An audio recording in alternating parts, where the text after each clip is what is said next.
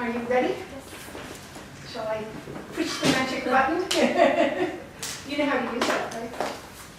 You don't have to, I think you can just hold it like this. You don't have to look at the screen unless you want to.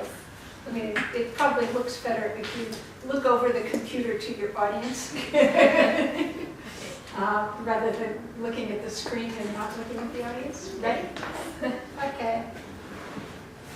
Hi, good afternoon, everyone. My name is Haruka Sakamoto. I'm a PhD student at the Department of Global Health Policy, University of Tokyo.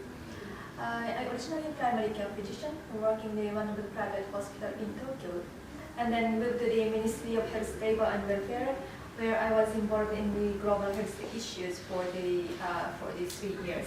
And then I quit the ministry last year and then moved to the University of Tokyo, and now I'm doing a research about global health policies. So the topic today is the global health architecture to respond to public health emergencies. Here are the list of my talking points today. So first, I'd like to talk about what are the public health emergencies, and then I'd like to talk about current global health architecture to respond to public health emergencies based on the experience of the Ebola virus outbreak. And then I'd like to talk about how we can prepare for the future public health emergencies.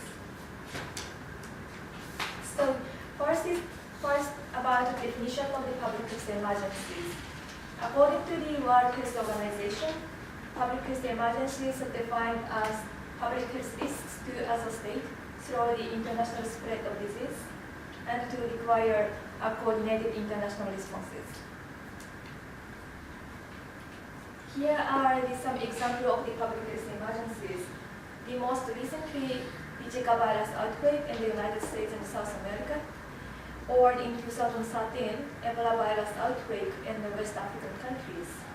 Also in the 2011, the Middle East respiratory syndrome happened in Middle East countries, but it spread to South Korea or other part of the European countries. But public health emergencies are not limited to the infectious diseases. It also be referred to the other chemical attacks or bioterrorism, such as the anthrax attacks in 2001 in the United States. Also now the smallpox viruses are already eradicated in the world, but only 2 countries, the United States and the Russian Federation, still have smallpox viruses. And then some researchers are very concerned about using this virus as a terrorist attack. Also in the 2011, there's a Fukushima nuclear power plant accident happened in Japan. And then because of the radiation spread, it also caused a very severe threat to the health of the people, not only in Japan, but also the neighboring countries. Unfortunately, the risk of health emergency has been increasing because of these 3 reasons. First is about globalization. So because of the globalization, the people are more easy to go from one country to other countries. This is also very easy to spread in other countries. Second reason is the climate change. For example, like malaria or dengue fever, these diseases used to be seen only in the south part of the world. But because of the climate change, malaria or dengue fever, now we can see even in Japan or United States. And then last reason is the increase in risk of terrorism attack. This picture is in Japan in 1995. This is the picture of the Salinas attack in one of the subway stations in Tokyo. Also, in some country in the Middle East, there is indicated that some chemical weapons are used to the war on crisis in that region.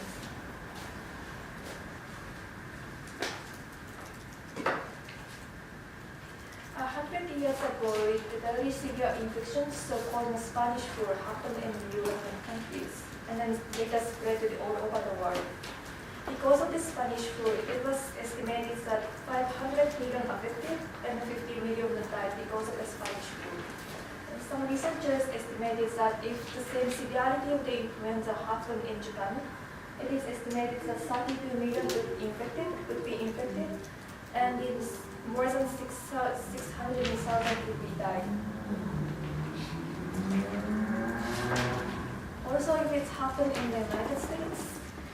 It is estimated that 79 million would be infected, and then 1.6 million will die. So the risk of the public health emergency are increasing, but there's only one question. Are we ready for the future public health emergencies? Unfortunately, the answer is no. The Ebola virus outbreak in 2013 revealed the fundamental weakness of the global governance for the pandemics. Ebola happened in mainly 3 Western African countries, Guinea, Liberia, and Sierra Leone, and it caused more than 10,000 deaths, and then almost 30,000 cases. Ebola affected not only the health condition of the people living in African countries, but also caused a severe economic and social burden.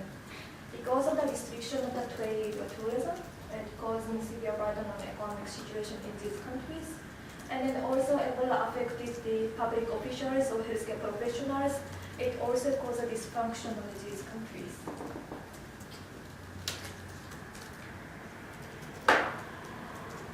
This is some example of Japan's response to the Ebola virus outbreak to the Western African countries. So first, Japan contributed to $240 million, which was the second largest in the world. First, the top donor was the United States, but Japan was the second largest donor at that time. And then also Japan directly sent to the health expert to the affected country, and then also the health expert to the WHO and other international NGOs. Not only the public sectors, but also the private sectors, mainly the pharmaceutical companies, provided diagnostic and protectives or vaccines to the Ebola virus.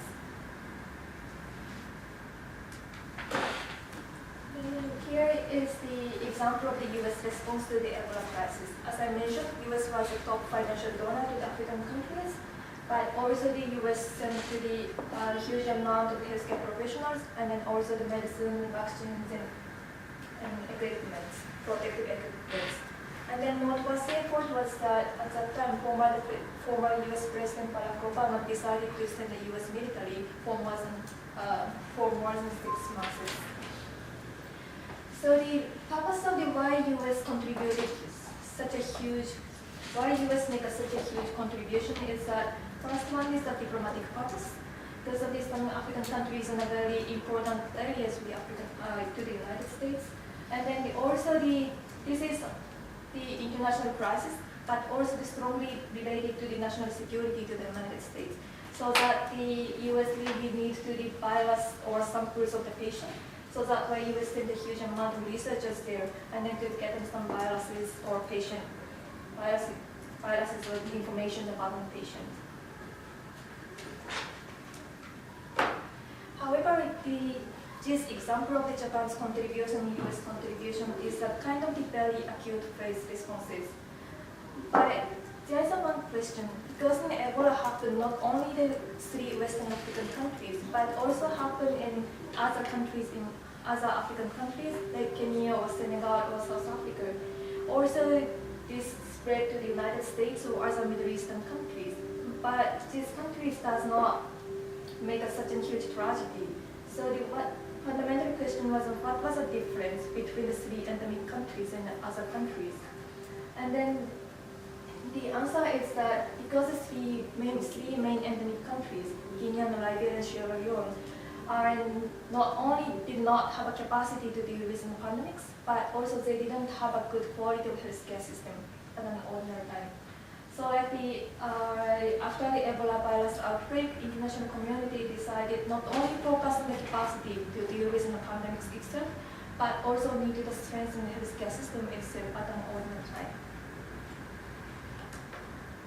So like as I mentioned, before the Ebola happened, when we talk about public health emergencies, we mainly talk about how we can respond to public health emergencies. But now we are moving, of course, response is a very important part, but not only to focus on the response part, but we also need how we can prepare for the diseases. And it means how we can create a strong or resilient healthcare system.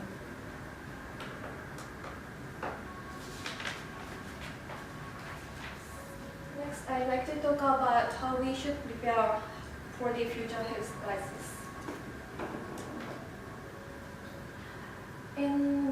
Back in the 1970s, WHO already started to how to create and response preparedness system, so-called International Health Regulation or IHR. IHR is proposed by the WHO, and then they ask or urge every member state of the WHO to create a resilient health system in order to prepare for the public health emergencies. Besides this WHO effort, in 2014, former President Barack Obama proposed the Global Security Agenda. This is in alliance with the WHO IHR. The GHS initiative proposed the 11 target areas, especially for the lower and middle income countries, how they create resilient health systems.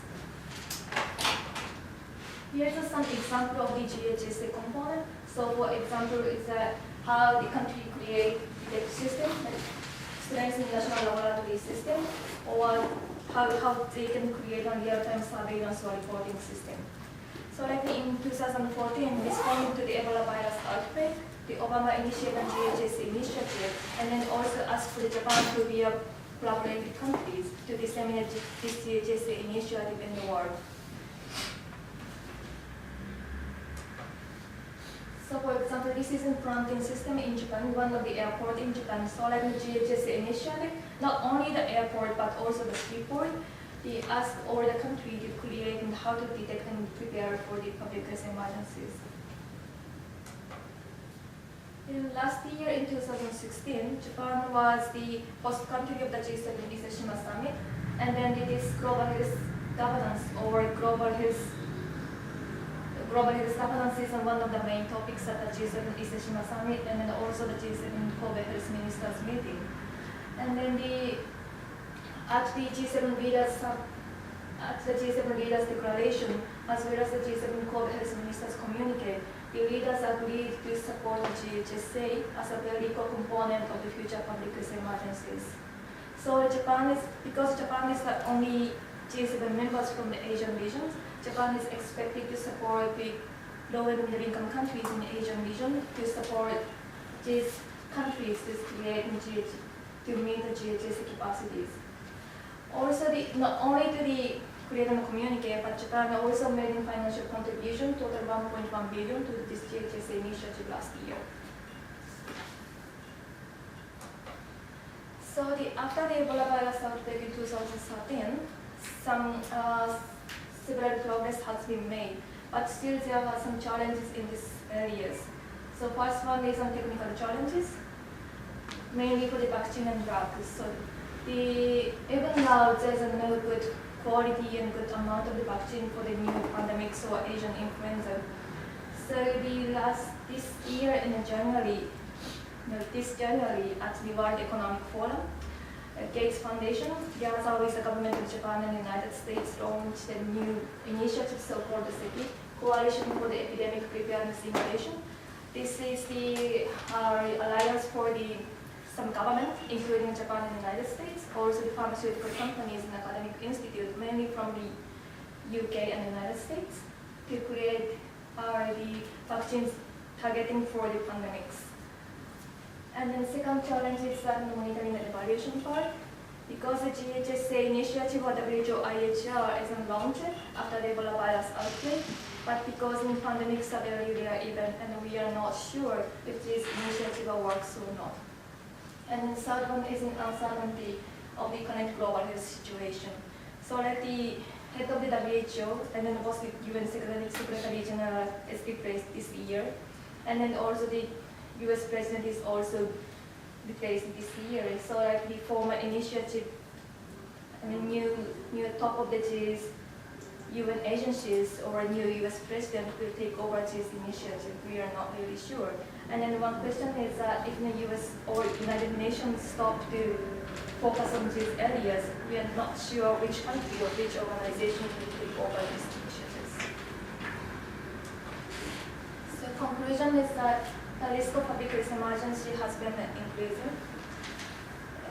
Although some progress has been made since after the Ebola virus outbreak, including the Global Security Agenda and WHO International Health Regulations.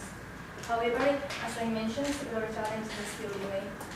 So for example, the new leaders of the event agencies in the US president, and then also technical difficulty in functioning the tracks. So yeah, this is an end of my presentation. Thank you very much. I'm very happy to accept any comments and feedback. Thank you. Just under 15 minutes, 14 minutes and 50 seconds. So the time is just right. Just before.